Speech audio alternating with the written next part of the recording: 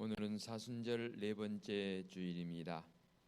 복음의 사람 예배자로 살게 하소서라는 표 아래 온 성도들이 믿음과 소망과 사랑으로 하나 되어 영과 진리로 예배합니다. 아멘. 내가 주의 권능과 영광을 보기 위하여 이와 같이 성소에서 주를 바라보았나이다. 주의 인자하심이 생명보다 나음으로 내 입술이 주를 찬양할 것이라.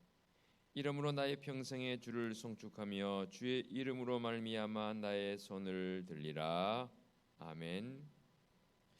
생명의 길로 진리의 길로 우리를 인도해 주시는 하나님 아버지, 예수님의 십자가 공로로 저희를 구원하셔서 하나님의 백성으로 살게 하시며 거룩한 주일 아침에 온 마음 다해 예배하게 하시니 감사합니다.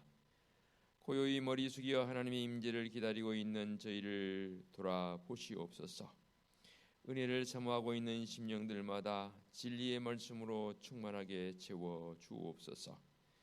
우리를 위하여 고난당하신 예수 그리스도의 은혜를 더욱 깊이 경험하는 복되고 신령한 예배가 되게 하여 주시옵소서. 예수님의 이름으로 기원하옵나이다. 아멘. 참여의 기도 시간입니다. 다 같이 침묵으로 지난 시간들을 뒤돌아보며 참여의 기도로 나아갑니다. 기도하시겠습니다.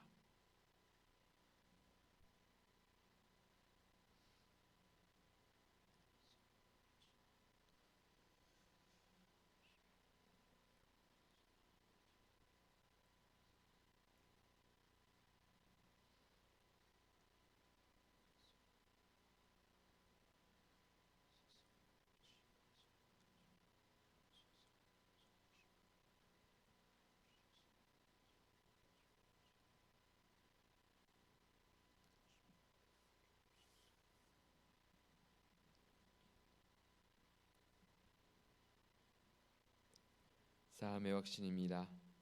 내가 너희에게 이르노니 이와 같이 죄인 한 사람이 회개하면 하늘에서는 회개할 것이 없는 의인 99으로 말미암아 기뻐하는 것보다 더 하리라. 아멘.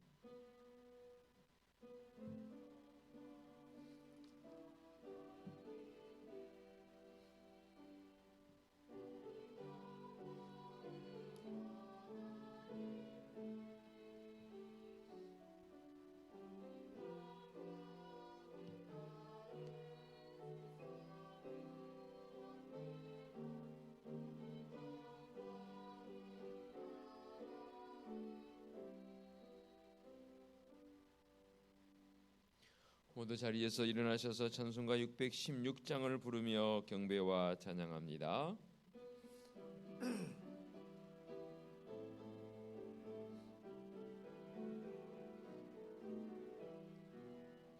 주를 경배하리 나 경배하리 주를 찬양하리라.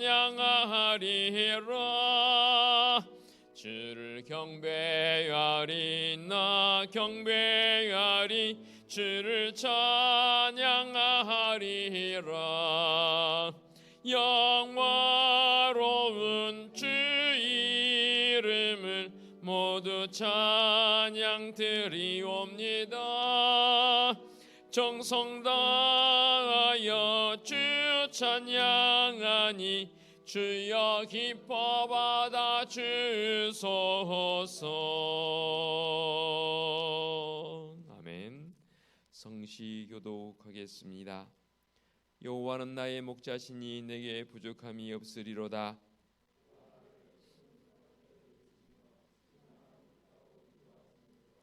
내 영혼을 소생시키시고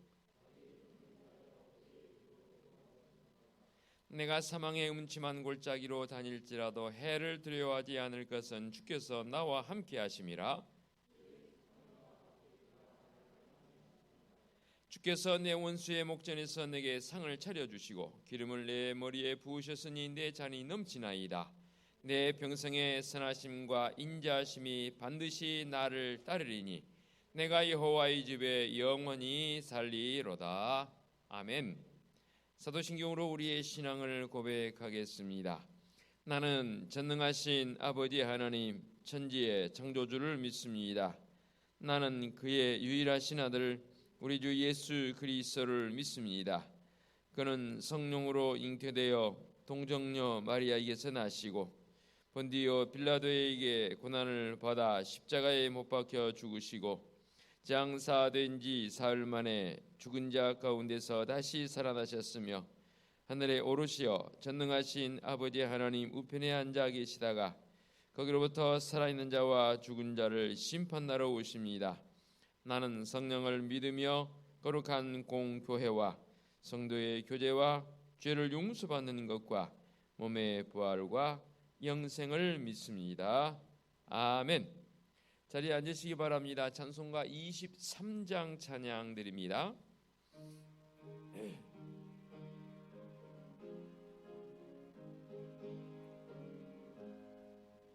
만입이 내게 있으면 그 입 다 가지고 내 구주 주시는 정을 늘 찬송하겠네.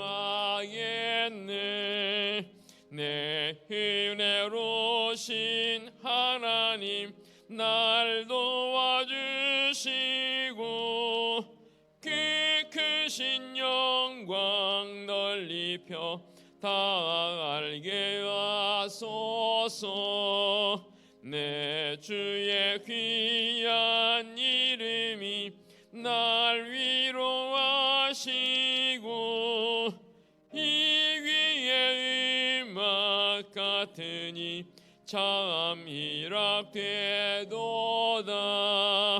내 죄의 권세 깨뜨려 그 결박 푸시고 이 추한 마음을 비로소 곧 정케 하셨네. 아멘. 백종대 안수집사님 기도 인도하시겠습니다.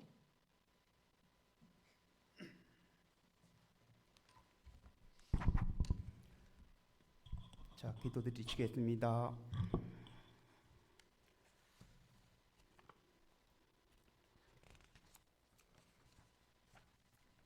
하나님 아버지, 한 주간도 하나님의 은혜로 품어주시고 거룩한 주일날 주예전에 나와서 하나님께 예배드리게 하시니 감사를 올립니다. 먼저 한 주간의 삶을 돌아봅니다. 하나님 은혜를 구하고 주의 뜻대로 살아가려 노력했지만 수시로 넘어지고 고집 피우는 우리의 삶을 이 시간 십자가 앞에 내려놓고 회개하오니 긍휼함으로 덮어주시고 용서하여 주시옵소서.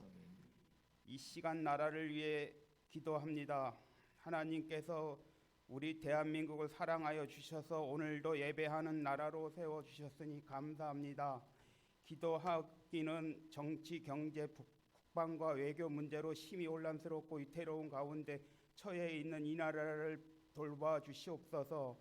먼저 믿는 자들이 이 나라 백성들을 죄에 대하여 회개하시고 중보의 기도를 통하여 하나님의 긍휼을 구하게 하옵소서. 위정자들에게 하나님을 경외하는 마음과 지혜를 더하셔서 이 나라를 잘 이끌어갈 수 있도록 하게 하옵소서. 우리 교회를 위해 기도합니다. 하나님께서 은혜 가운데 은혜습 교회를 지켜주시고 하나님께서 온전하게 예배드리게 하시니 감사드립니다. 기도하옵기는 우리 교회가 먼저 하나님의 말씀을 더욱 열심히 전하여서 죽어가는 영혼들을 살리시게 하시고 주변의 어려운 자들이 돌보는 일들을 통하여 지역사회에 품는 교회 되게 하옵소서. 이 시간 목사님께 기도하옵기는 하나님의 말씀을 증거하십니다. 하나님의 항상 신원에 강건케 하시고 성령님께 함께 하심으로 능력의 목자 되게 하옵소서. 말씀을 선포하실 때 하나님의 능력을 크게 임하셔서 듣는 자들에게 은혜 받게 하시고 오늘 증거되어지는 말씀을 가슴 깊이 새겨서 한 주간도 능력의 일꾼으로 살아가게 하옵소서. 오늘도 예배를 위하여 찬양으로 영광 돌리는 시온 성가들 위해 은혜를 임하셔서 영광 받아 주시옵소서. 오늘도 드려지는 이 예배를 통하여 하나님께 영광 받으시고 저희에게는 은혜 내려 주시옵소서. 예수님 이름으로 기도합니다. 아멘. 아멘.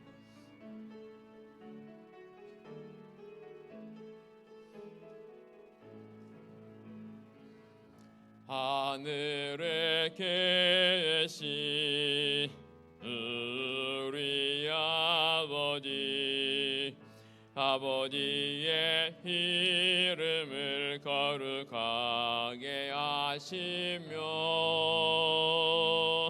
아버지의 나라가 오게 하시며 아버지의 뜻이 하늘에서와 같이 땅에서도 이루어지게 하소서. 오늘 우리에게 일용할 양식을 주시고 우리가 우리에게 잘못한 사람을 용서하여 준 것 같이 우리 죄를 용서하여 주시고 우리를 시험에 빠지지 않게 하시고 악에서 구하소서. 나라와 권능과 영광이 영원히 아버지의 것입니다. 아멘.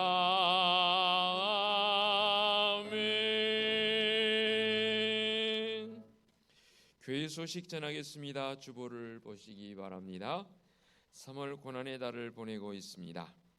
지난주에 우리 교회 일부 예배 때 이후에 새가족 카드를 제출해 주셔서 여러분들에게 소개하지 못했는데 이 시간 소개 올리면서 등록하심을 진심으로 환영하고요. 계속해서 잘 나오시고 우리 선교회와 구역에서 더 많이 관심 가져주시고 온 성도들 기도해 주시기 바랍니다. 전경희 성도님 저기 뒤에 앉아 계십니다. 지난주에 이후에 주셔서 박수로 한번 환영하겠습니다. 구역은 새가족 구역이 되겠고 선교회는 제2 여선교회가 되겠습니다. 아마도 회장님 연락 갈 것입니다. 함께 해주시면 좋을 것 같습니다. 자, 이제 오늘은 사순절 네 번째 주일입니다. 주님의 고난을 묵상하며 경건을 회복하고 절제하는 성도들의 삶이 되시기 바랍니다. 금요 한밤 기도회는 8시 30분에 진행되는데요. 구역 연합 예배 겸해서 함께 진행되어집니다. 간과 헛기는 구역원들이 요즘 조금 모이기 쉽지 않습니다. 코로나 이후에 구역 예배가 거의 지금 시행이 되지 못하고 있습니다. 불과 한 2개, 3개 구역 외에는 전혀 모이지 못하고 있는 상황인데 이 구역 연합 예배만큼이라도 교회로 나오셔서 함께 예배하면서 또 사랑의 교제가 있는 귀한 시간 되었으면 좋겠습니다. 유념하셔서 꼭 참여해 주시기를 당부드리겠습니다. 오는 주일 찬양 예배는 주일 가정 예배로 드리겠고요. 주일 가정 예배가 있는 주간에는 점심을 제공하지 못합니다. 주보에 다음 주 주방을 이여선교회로 했는데 이게 조금 잘못 나갔으면 다음 주는 쉬고 그 다음 주가 이여선교회에서 주방 담당하겠습니다. 착오 없으시기 바랍니다. 지난 주일에 우리 성도들께서 시행해 주셨던 구헌금 총 합계가 243만 원 봉헌되어져서 총회 사회봉사후로 송금을 해서 이미 완료를 했습니다. 이제 총회 사회봉사후에서는 다 노예적으로 규합을 해서 함께 구호 활동을 펼친다고 합니다. 비록 많은 예물은 아닐지 몰라도 정말로 필요한 것이 쓰여져서 하나님의 영광이 드러났으면 좋겠습니다. 금주구역장 교육은 구역 연합예배 관계로 쉬겠고요. 제27구역 김영금 집사님께서 친정 모친상을 당해서 어제 장례를 마무리했습니다. 아마도 오늘은 참여치 못할 거고요. 다음 주에 참여하면 다시 인사드리도록 하겠습니다. 오늘 23일 목요일 부천로의 시안시찰회 주간 1일 수련회가 있겠습니다. 저를 비롯해서 우리 당회원들 부부 참석해서 1일 수련회 다녀오도록 하겠습니다. 봄대 신방 계속합니다. 오는 토요일에는 제24구역 신방 준비해 주시고 신방대원들은 9시 30분까지 목양실로 나오셔서 경건을 갖고 이후에 가정별로 출발하도록 하겠습니다. 아직도 가정별로 신방카드, 기도카드 제출하지 않으신 분들은 고객장님들에게 미리 제출해 주셔서 제가 미리 좀 받아볼 수 있도록 협력해 주시면 감사하겠습니다. 모두 자리에서 일어나셔서 앞뒤 옆에 계신 분들 축복하며 인사하는 시간 갖도록 하겠습니다. 다니시면서 손도 좀 잡으시고 인사 좀 나누시면 좋겠습니다.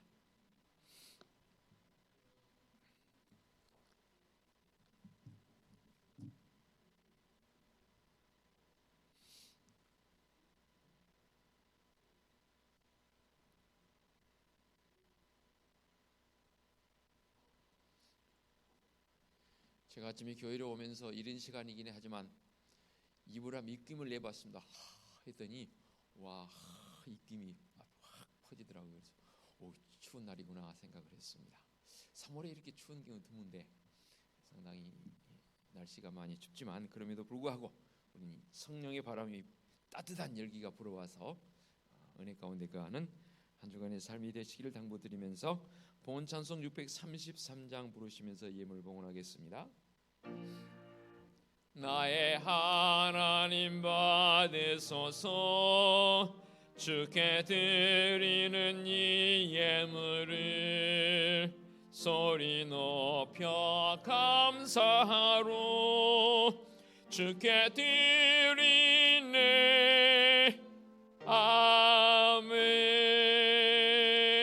아멘. 자리에 앉으시기 바랍니다.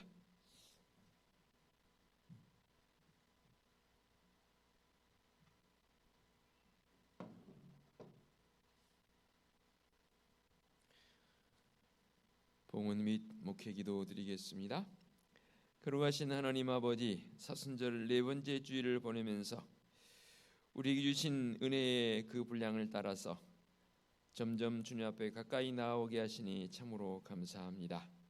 어느 때보다도 이 한 주간도 주님의 십자가 사랑을 깨닫고 믿음의 그 모든 역경들을 넉넉히 이기며 나아가는 믿음의 성도들의 삶이 되게 하여 주시옵소서. 오늘도 예배하는 성도들 빈손은 나오지 않고 모든 것이 하나님의 것임을 고백하며 11조 예물 봉헌합니다. 범사에 감사한 일들이 있어서 감사 예물 봉헌하옵고 선교적 사명 따라서 선교 예물과 이웃을 돕고자 구제 예물도 봉헌하며 매주일 잊지 않고 건축 예물과 주일 예물도 봉헌합니다.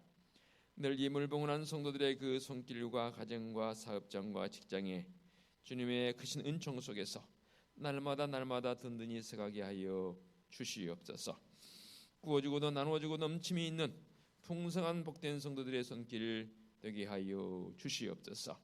지난 주일에 우리 교회 새 가족으로 등록해 주신 전경희 성도님 늘 주님 앞에 믿음의 모습으로 바로 세워 주옵시고 항상 주님의 그 놀라운 십자가의 구속의 은총 속에서 무한 감격과 감사의 모습이 있는 우리 전경희 성도님의 모든 삶이 되어지도록 인도하여 주시옵소서. 그 손길을 통해서 그의 가족과 일가 친족들이 구원받는 역사도 있게 하여 주시옵소서. 주님의 빚값으로 세우신 우리 은혜숙교회를 위해 기도합니다. 온 성도들 올 한 해 동안 계속해서 복음의 사람으로 바른 예배자로 살기에 부족함 없게 하여 주시옵소서. 지난 주일에 지진 피해를 통해서 참으로 곤란지경에 있는 나라를 돕기 위해서 구원금 봉헌했습니다. 귀한 예물이 쓰일 때 우리 주님의 사랑이 더욱 깊이 있게 전달되게 하여 주시옵소서. 봄 되신방 계속합니다. 가정마다 말씀이 주어지고 종의 간절한 기도를 통해서 우리 하나님의 임재가 어느 때보다 강하게 경험되어지고 기도 응답자의 모습으로 나가는 성도들 되게 하여 주시옵소서. 장례를 당한 가정이 있습니다. 사람의 말도 위로가 되겠지만 말씀으로 위로해 싸웠고 온 유가족들이 천국의 소망으로 위로받으며 살아가게 하여 주시옵소서. 찬양으로 영광 돌리는 시온성가대 대원들의 마음속에 정한 마음을 대해 주시고 오직 우리 주님께만 영광 돌리는 귀한 찬양 되게 하여 주시옵소서. 주님의 거룩한 잔을 청소하고 관리하고 여러 곳에서 이 모양 저 모양 섬기는 성도들의 손길에 주님의 크신 은총으로 인도하여 주옵시고 꽃꽂이로 숨겨주시는 김영경 권사님에게도 늘 주님의 은혜와 사랑이 가득하게 하여 주시옵소서. 그리고 하신 하나님 아버지, 특별히 육신의 질고를 통해서 어찌할 바을 하는 성도들 있습니다. 주님 긍휼히 여겨 주시옵소서. 주님의 그 십자가의 권능의 손길로 아버지 하나님 어루만져 주시옵소서. 오직 주의 그 크신 권능의 손길에 어루만진 바 되어져서 회복되어지고 치유되어져서 우리 하나님 앞에 나와 할렐루야 기뻐 뛰며 예배하는 믿음의 헌우들 되게 하여 주시옵소서. 거룩하신 하나님 아버지, 우리 은혜숲교회는 하나님이 우리의 유일한 꿈이며 말씀에 감동 있는 교회의 모습을 가지고 늘 말씀 앞에서 진실하게 살아가게 하여 주시옵소서. 우리 주님 예수 그리스도의 이름으로 기도하옵나이다. 아멘. 하나님께서 이 시간 우리에게 주신 말씀은 구약성경 창세기 28장 10절로 19절까지의 말씀입니다. 창세기 28장 10절부터 19절까지의 말씀입니다. 야곱이 브엘서바에서 떠나 하란으로 향하여 가더니 한 곳에 이르는 해가 진지라.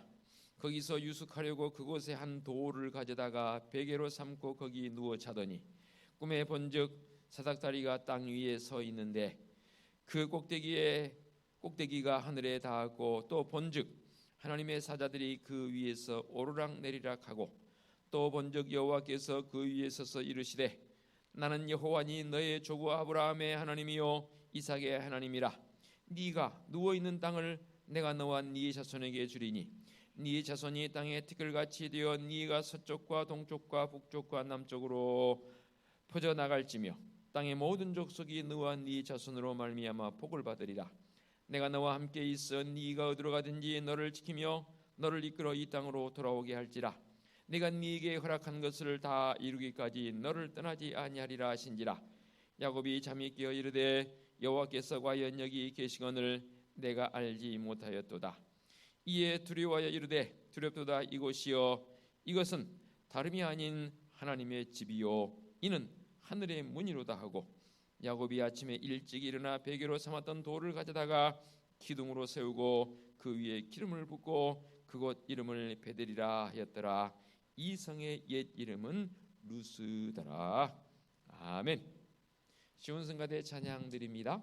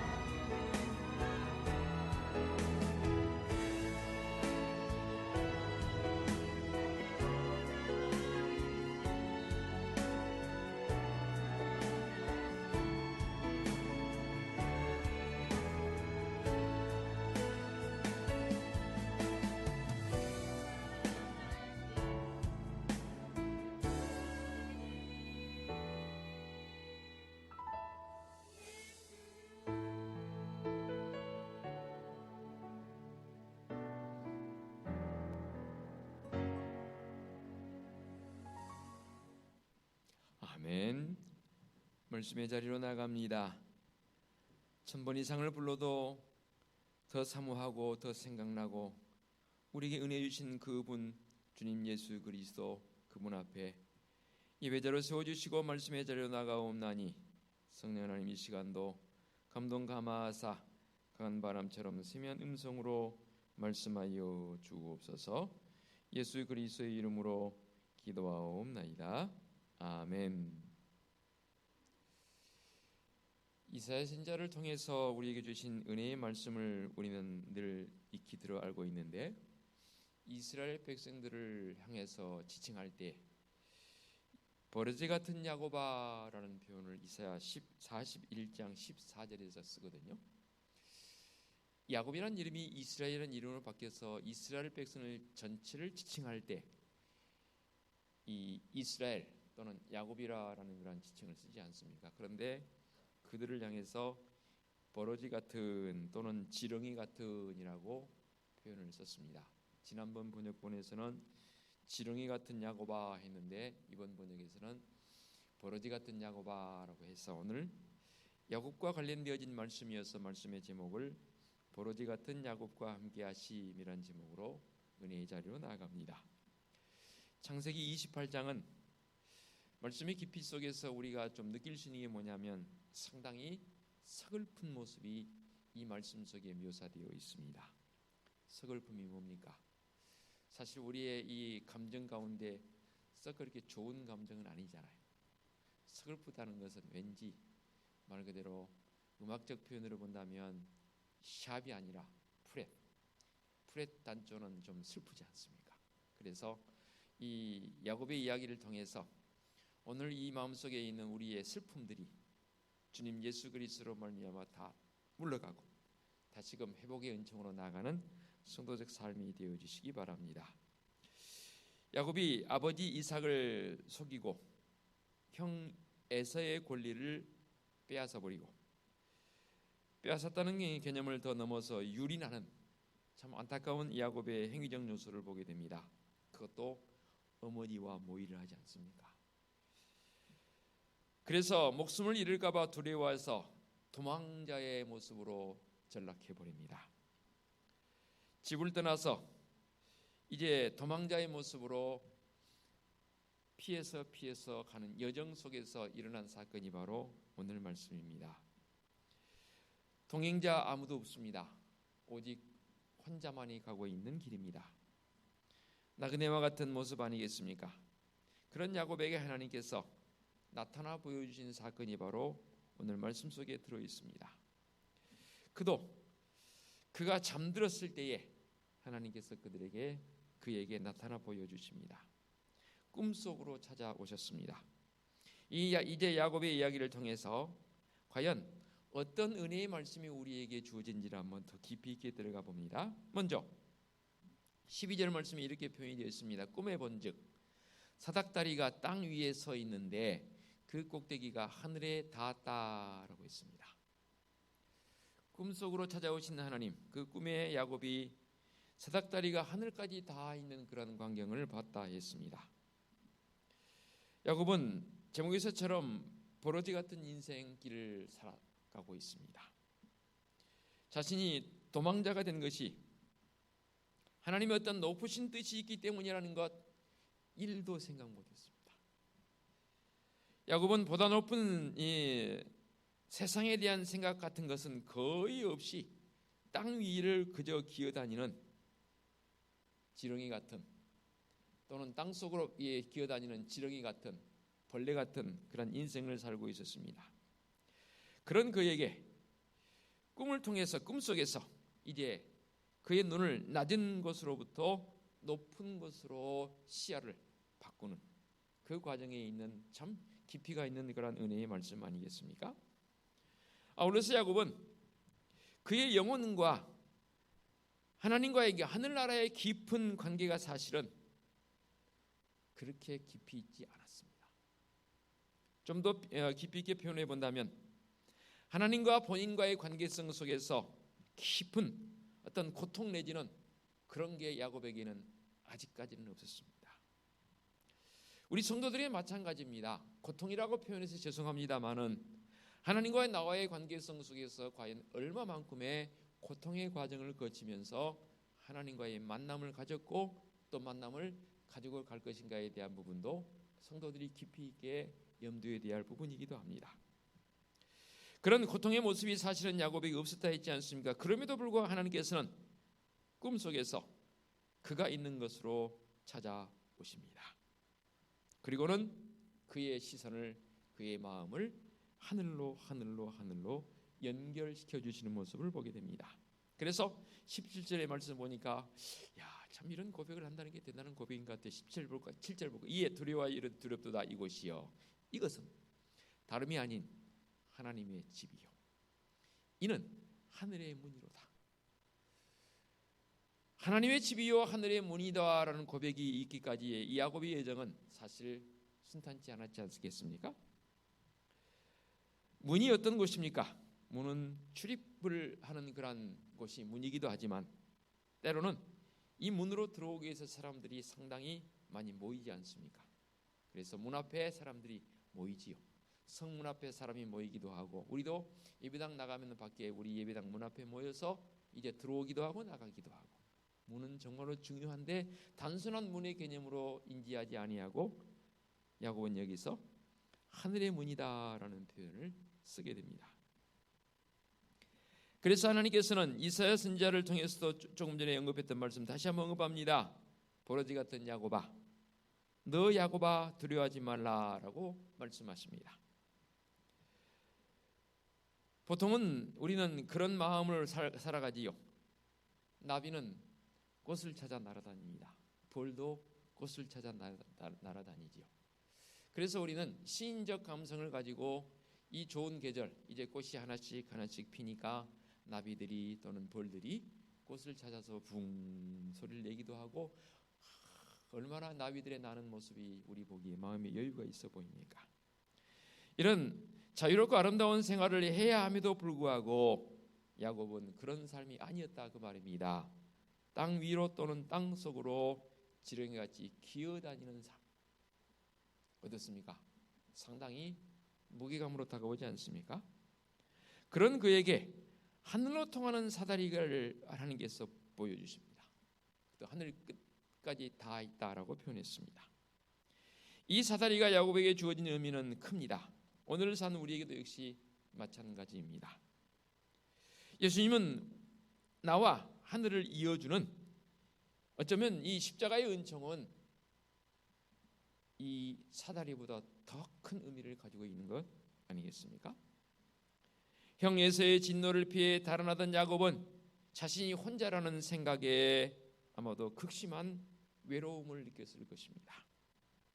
그래서 나중에 이 베델이라 이름 지어지지만 본래 이름은 루스라라는 그러한 이 지역에서 노숙을 하게 됩니다. 그 야밤에, 칠흑 같은 그러한 그 야밤에, 말동무 한 사람 없는 그 밤에 돌을 베개 삼고 하늘을 지붕 삼아서 잠을 청하는데 얼마나 외로운 밤인지 모릅니다. 그래서 제가 외로움이라는 이 단어를 가지고 짧게 한번 제 나름대로 주신 은혜를 따라서 짧은 시를 한번 지어봤습니다. 한번 들어보시기 바랍니다. 딴 데 같으면 음악 배경이 쫙 나와야 되는데 없어도 괜찮습니다. 그냥 해보겠습니다. 외로움. 혼자이기에 외롭소이다. 외롭기에 울적하오이다. 울적하니 오만 생각이 다하오. 오만 생각은 다시 나를 외로움으로 끌고 가오. 그 외로움에 예수님을 더해보오. 야곱에게는 예수님이 아니라 하나님께서 나타나 보여주심을 통해서 결론적으로 말씀을 드리면 결국 이 외로움이 해결되어집니다.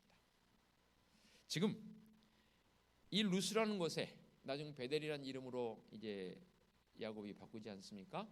그 현재적 이 루스에서는 야곱의 모습이 얼마나 외로운지 모릅니다. 부쩍 외로움을 많이 타는 사람들이 있긴 하더라고요. 왜 이 봄을 여성의 계절이라 그럴까요? 가을을 남성의 계절이라고 표현하기도 하는데 뭐 가을이나 봄이나 공통점을 따진다면 아마도 이런 외로움을 타기 때문에 여성의 계절을 남성의 계절이라 말하지 않을까 생각을 해봅니다. 그러나 바로 그때 하나님은 먼저 수많은 천사들을 보내서 야곱의 외로움을 달래주십니다. 달래주시는 거죠. 그런데 그 천사들로 그치는 것이 아니라 하나님께서 그 천사들 가운데 나타나 보이시면서 야곱은 천사들을 보는 것이 아니라 하나님을 봅니다. 여기에 초점이 있습니다. 더러 우리는 살아가면서 하나님께 기도하면서 응답을 주시는데 그 응답 속에서 진정한 의미, 그 중심에 누가 계신가를 알 수 있는 영적 시야가 사실 우리에게 뜨여 있어야 하거든요. 하나님께서 우리가 가장 외로워하고 고민할 때 나와 함께 하시며 나를 위로해 주신 우리의 하나님이신 줄로 믿습니다. 시편 기자를 통해서도 그렇게 고백하지 않습니까? 내 백성을 위로하라. 위로자의 하나님으로 다가오신 그 포근함이 오늘을 사는 우리에게 더 깊이 있게 새겨진 것 아니겠습니까?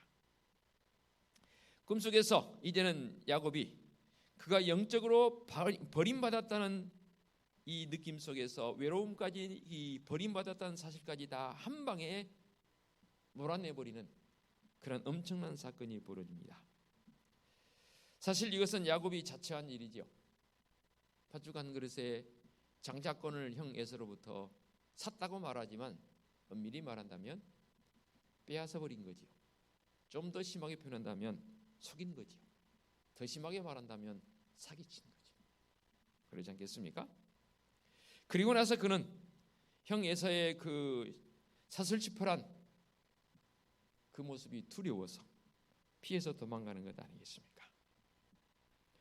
자신이 혼자가 아니라는 사실을 비로소 이곳에서, 이 루스에서, 베들에서 경험하게 됩니다. 거듭 말씀드리거니와 하나님께서 먼저 천사들을 보내시고 그들을 천사들을 눈에 보이게 해주셨고 그 중에 천사를 보는 것보다는 하나님을 본 이 야곱의 모습이 더 너무나 은혜롭지 않습니까? 12절 이어서 13절은 보겠습니다.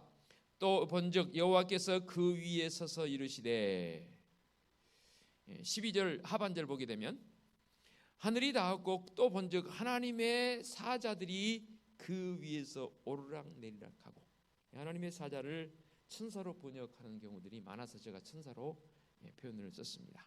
그렇게 하나님의 사자들이 오르락 내리락 하고 또 본즉 여호와께서 그 위에 서서 이르시되 나는 여호와니. 여호와께서 그 위에 서서 이르시되라는 표현은 그 위는 어디를 말합니까? 하늘인데 하늘에 사닥다리가 닿았다고 그랬습니다. 그 위에 사자들이 있고 그 가운데 그 하나님께서 나타나 보여주시는데 그 위라라는 이 표현, 그 위에 서서 계시다라는 이 표현 속에서 이렇게 한번 해석해 봅니다. 사실은 그의 옆에 계신 하나님이십니다. 아니면 더 깊이 해석한다면 내 속에 들어와 좌정하신 하나님, 그렇게 한번 해석을 해봅니다. 아마도 야곱은 하나님께서 자기 아버지인 이삭의 집에만 계신 것으로 생각했을 수도 있습니다. 국한되어진 하나님, 무소부지하신 하나님이 아니라 이 야곱의 생각 속에서는 하나님은 어느 한 지역 내는 한 곳에만 계신 하나님으로 이해해 볼 수 있고요. 또 하나님께서는 이런 상황 속에서 홀홀단신 자기 혼자 형 에서의 그 무서움이 두려워서 피해온 도망자의 모습 속에서 어쩌면 하나님께서 자기를 버리셨다고 생각했을 수도 있는 그런 상황이기도 합니다.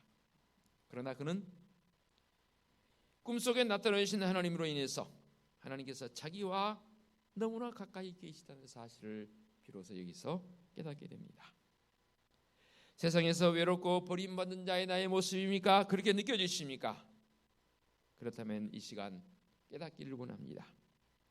하나님께서 야곱의 이 외로움을 위로해 주셨고 직접 나타내 보여주심처럼 오늘을 사는 나에게도 하나님께서는 그 놀라우신 사랑의 모습으로 내게 다가오신 줄로 믿습니다.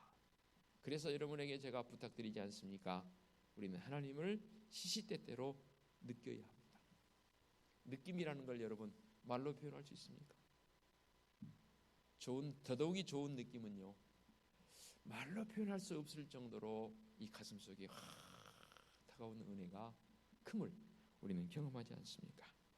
그리고는 계속해서 14절 말씀에 이제 이렇게 말씀하십니다.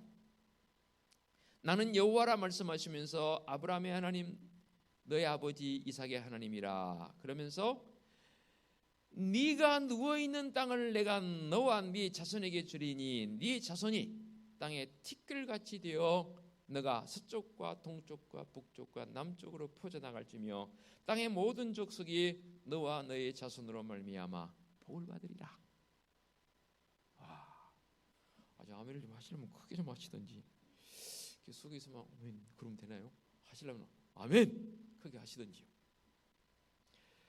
이 말씀이 무슨 말씀입니까? 이제 우리 하나님께서 동행해 주시겠다는 겁니다.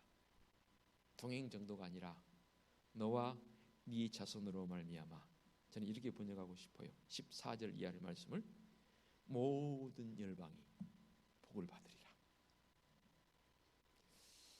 구헌금을 하면서 어느 분이 이런 표현을 쓰더라고요. 볼멘소리 하더라고요. 아니, 종교도 다른데 십자군 전쟁이 왜 일어났습니까? 이슬람과 기독교의 대립이 십자군 전쟁이잖아요. 그 이슬람 쪽에 있는 이 트루키에가 이슬람 국가잖아요. 시리아도 이슬람 국가잖아요. 그렇죠? 그런 나라를 우리가 왜 도와야 됩니까? 라고 어느 분이 볼멘소리를 하시더라고요. 여러분도 같은 생각입니까? 그래서 구원금 10원도 안 하셨습니까? 뭐 여러분에게 따지자는 게 아니고, 그래요. 종교가 다를 수 있어요. 그렇다고 해서 그들을 향해서 다르다고 나몰라라 할 수는 없잖아요.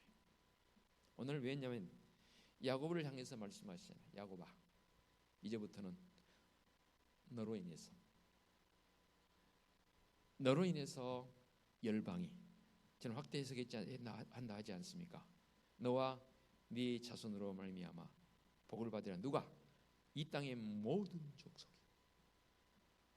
그 결과로 지금 사실 우리가 이렇게 살고 있는 것 아닌가요? 하나님의 동행하심, 하나님의 은총 베푸심이 비로소 야곱은 여기에서 그것을 그의 삶의 목표점으로 삼고 있는 것을 보게 됩니다.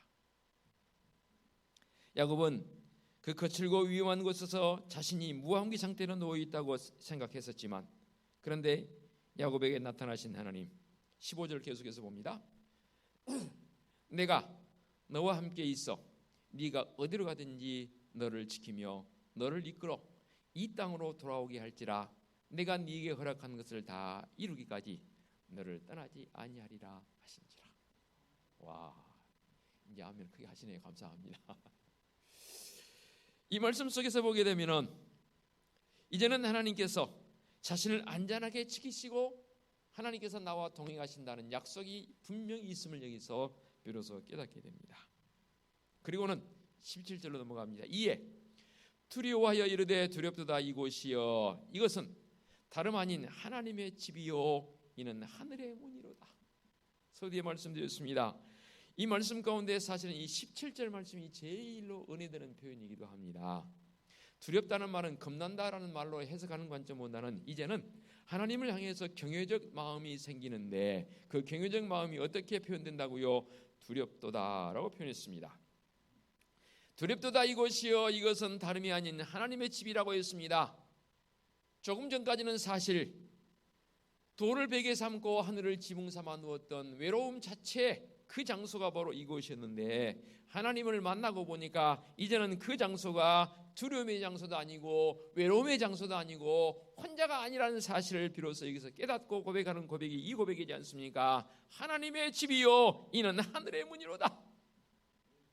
하늘의 문을 보고 있는 이 야곱의 모습이 바로 오늘을 사는 성도적 삶의 모습이 되어져야 합니다. 우리는 정처 없는 나그네와 같은 인생이 아니지 않습니까? 물론 나그네 의식을 가지고 살기는 해야 하지만 우리의 본래의 모습은 나그네 모습이 아니지 않습니까? 야곱은 아버지 집에서 도망갈 수밖에 없었지만 그 대신 비로소 여기에서 하나님의 집을 알게 됩니다. 야곱은 에서보다 더 훨씬 집을 사랑했던 사람 중에 한 사람입니다. 말씀해 보게 되면 에서는 사냥꾼이어서 밖으로 도는 걸 좋아했습니다. 집보다는 밖을 더 사랑했던 사람이 바로 어찌 보면 형 에서이고, 야곱은 에서와는 달라서 거의 집 안에 있었습니다. 좀 더 심하게 표현하면 집안 통수인 것 같아요. 집 밖에 몰랐던 친구인 것 같아요. 그런데 지금은 그 집보다도 훨씬 더 확장되어지고 훨씬 더 깊이가 있는 하나님의 집임을 비로소 여기서 깨닫게 됩니다. 그래서 그 땅 이름을 베델이라 이름 붙입니다. 그리고는 야곱이 비로소 이곳에서 어떤 행위를 합니까? 18절 볼까요? 야곱이 아침에 일찍 일어나 그 밤에 하나님을 만났으니 여러분 얼마나 감격스럽겠습니까? 저도 때로는 그런 꿈들을 자주 꿉니다. 저녁에 말씀을 읽고 자지 않습니까? 그러면 어떨 때는 그 말씀이 제게 좀 다가오는데 어려워요. 해석이 잘 안 될 때가 있어요. 그런데 참 은혜로운 거 신기해요. 꿈속에서 하나님께서 그 말씀을 해석을 해주세요. 제가 그런 경험을 더러 합니다. 그리고 아침에 근데 이 꿈은 사라지지 않고요. 아침에 일어나서도 생생합니다. 그리고 다시 말씀을 이제 교회에 와서 보지 않습니까? 와, 제게 다가온 은혜가 너무 커요. 여러분 좀 놀리겠습니다. 여러분 이런 경험 해보셨습니까? 이거는요 설교자에게만 있는 특별한 은혜인 것 같아요. 여러분도 설교 좀 하세요. 뭐 이렇게 목회자로 설교하란 말이 아니라 믿는 사람들에게 또 믿는 사람끼리 내가 만난 하나님을 이렇게 좀 설교할 수 있어야 합니다. 꼭 설교한다니까 어떤 목회자적 설교로만 생각하지 마시고 여러분의 삶에서 고백되어지는 저는 간증이 저는 설교라고 생각합니다. 그리고 좀 의연함과 뿌듯함을 가지고 저처럼 이렇게 자랑 좀 하세요. 제가 너무 여러분 교만했습니까? 교만으로 들린다면 용서하시고요. 그렇습니다. 이런 야곱의 행위 속에서 비로소 그곳에서 하나님께 놀라운 제단을 쌓는 모습으로 다가오는 것을 보게 됩니다. 일찍 일어났습니다. 얼마나 마음속에 뿌듯함과 이제는 그가 느꼈던 외로움은 다 사라졌습니다. 오로지 마음속에 벅찬 감격이 있습니다. 그래서 베개로 삼았던 돌을 가져다가 기둥으로 세우고 그 위에 기름을 붓고 그곳 이름을 베델이라 하였더라. 이 성의 옛 이름은 루스더라. 이 본문에 넣지 않았지만 20절이면 야곱이 그곳에 서원을 합니다. 서원의 내용 한번 볼까요? 20절 22절까지 야곱이 서원하여 이르되 하나님이 나와 함께 계셔서 내가 가는 이 길에서 나를 지키시고 먹을 떡과 입을 옷을 주시어 내가 평안히 아버지 집으로 돌아가게 하시오면 여호와께서 나의 하나님이 되실 것이요 내가 기둥으로 세운 이 돌이 하나님의 집이 될 것이요 하나님께서 내게 주신 모든 것에서 10분의 1을 내가 반드시 하나님께 드리겠나이다 하였더라. 처음 11조를 하는 분은 이 아브라함이거든요. 근데 그 믿음이 이삭에게 이어졌고 이제 야곱의 아버지 이삭에 이어서 야곱 자신에게도 이 신앙적 계보가 이어지는 것을 보게 됩니다. 사실 그전에는 안 했다 그 말입니다. 소득이 물론 그렇게 있었겠습니까만은 이곳으로 다시 돌아와서 내가 내 소득의 11조를 하나님께 드리겠나이다라는 서원을 하는 것을 보게 됩니다. 왜 이런 서원을 했을까요? 그 서원할 때의 야곱의 마음을 한번 읽어보자는 거지요. 10절에 보니까 야곱이 부엘세바에서 떠나 하란으로 향하여 가더니라고 있습니다. 이 하란은 그의 외삼촌 라반이 사는 집이 바로 하란입니다. 그곳으로 지금 피해가지 않습니까? 하란으로 가는 그 발걸음이 이 베델에서 하나님을 만나기 전까지는 얼마나 무거웠겠습니까? 얼마나 무거웠겠습니까? 그런데요, 이 베델에서 루스에서 이제 하나님을 만났습니다. 그리고 그가 다시금 길을 가야 합니다. 어디까지? 처음 목적지였던 하란까지 가야 합니다. 그 발걸음이 무거웠을까요? 가벼웠을까요? 하나님 만난 이후에 당연히 가벼웠겠죠. 가벼운 정도가 아니었을 겁니다. 신났을 것입니다. 그렇습니다.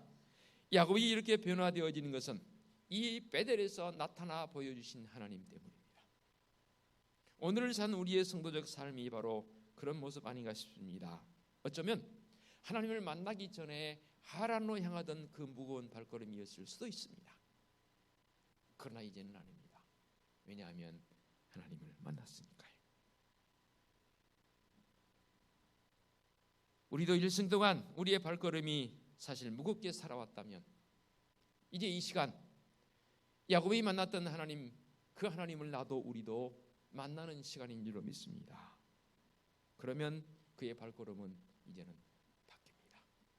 무거움이 아니라 가벼움 정도를 더 이상으로 신나하는 모습으로 살 수 있는 성도적 삶이 되는 줄로 믿습니다. 사순절을 보내고 있는 우리 성도들은 오늘도 주님의 고난을 묵상하면서 주님의 고난이 누구를 위한 고난인지를 바로 알아야 합니다. 야곱이 이 베델에서 하나님을 만나고 나서부터 그의 삶이 완전히 달라진 모습을 보였던 것처럼 오늘을 사는 나도 야곱처럼 이 세상을 베델과 같이 여기고 삶의 자리에서 십자가 사랑 붙잡고 경건의 능력을 회복하고 넉넉히 이기는 승자로 살기를 원합니다. 왜 이리 발걸음이 무거웠을까요? 느꼈다면 이제는 다 그 발걸음 떨쳐버리고 오늘 이 예배를 마치고 예배당 문을 열고 나가는 성도들의 발걸음은 이제 야곱이 걸었던 그 발걸음처럼 가벼운 발걸음으로 나가는 성도적 삶이, 기쁨의 발걸음으로 나가는 성도적 삶이 되어주시기를 간절히 부탁을 드리겠습니다. 기도하겠습니다. 하나님 아버지 감사합니다. 베델에서 만난 하나님, 야곱이 비로소 하나님을 만나 뵙고 그 이후의 삶은 완전히 변화되어집니다. 그 베델의 제단을 쌓는 아름다운 야곱의 모습을 보기도 합니다. 오늘을 사는 성도적 삶의 모습이 바로 이 야곱과 같은 모습 아니겠습니까? 우리 주님 만나기 전에는요, 우리의 인생에 대해서 때로는 비관적이었고 때로는 외로움에 어찌할 바 모르는 나의 모습 아니었습니까? 그러나 이제는 그 외로움이 아닙니다. 주님 나와 함께 하시기에 예수님을 나의 삶에 더하기로 초청해서 더했습니다. 우리의 발걸음 남은 생이 더욱 기쁨과 감사와 감동이 있는 참으로 가벼운 발걸음 되어지도록 인도하여 주시옵소서. 예수 그리스도의 이름으로 기도하옵나이다. 아멘. 결단 찬송 299장 찬양 드립니다.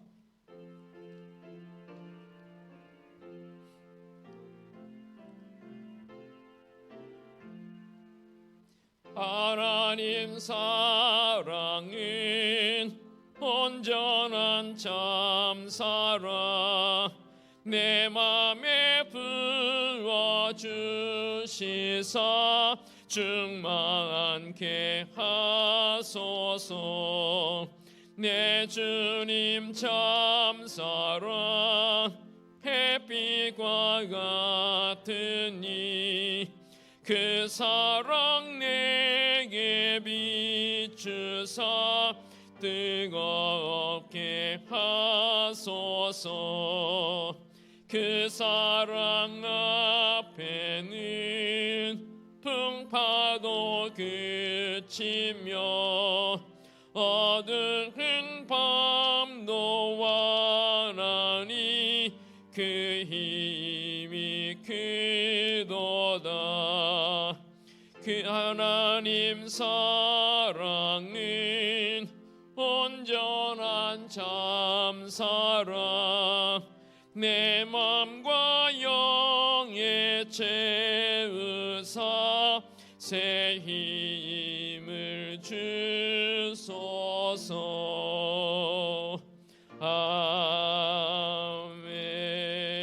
아멘. 오늘의 비탁의 말씀입니다. 부러지 같은 너 야곱아, 너희 이스라엘 사람들아 두려워하지 말라. 나 여호와가 말하노니 내가 너를 도울 것이라. 네의 구속자는 이스라엘의 거룩한 이이니라. 아멘. 우리 주님 예수 그리스도의 은혜와 하나님 아버지의 지극하신 사랑하심과 성령님의 인도하시며 교통하심이 늘 야곱과 함께 하셨던 하나님의 그 사랑을 깊이 경험하며 살기를 원하는 사랑하는 성도들 머리 위에와 성도들의 가정과 사업장과 직장 위에와 우리 교회 위에와 이 민족 위에 이제와 영원토록 함께 하시기를 축원하옵나이다. 아멘.